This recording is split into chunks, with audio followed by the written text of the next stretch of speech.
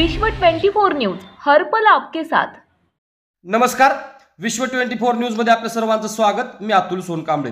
औसा तालुक्यातील शेतकरी संकटात, अतिवृष्टीमुळे हाताशी आलेली पिके पिवळे पडू लागली, तर राहिलेल्या सोयाबीन उडीद मुगावर गोगलगाय ताव मारत असून शेतकरी मात्र निराश। औसा प्रतिनिधी अमर जाधव सारणीकर।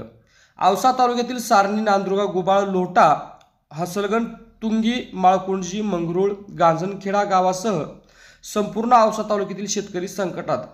शेतकऱ्याच्या शेतातील हाताशी आलेला घास अतिवृष्टीमुळे गेला, तर राहिलेला उडीद, मूग, सोयाबीन पिकावरती गोगलगाय ताव मारत असून शेतकरी मात्र पुरता संकटात सापडला आहे। आपण जर या चॅनलवरती नवीन असाल तर कृपया चॅनलला लाईक करा, शेअर करा, कमेंट्स करा आणि सबस्क्राइब करून पाहत राहा विश्व 24 न्यूज हर पल आपके साथ। हा जो सोयाबीनचा आपण प्लॉट बघता तो मौजे सारणी तालुका औसा येथील शेतकरी श्री सदाशिव बिराजदार यांचा आहे। त्यांनी मेच्या शेवटच्या आठवड्यात पेरणी केली असून अतिवृष्टीमुळे सध्या शेंगा लागलेल्या अवस्थेत असलेलं सोयाबीन सुद्धा वाळून जात आहे।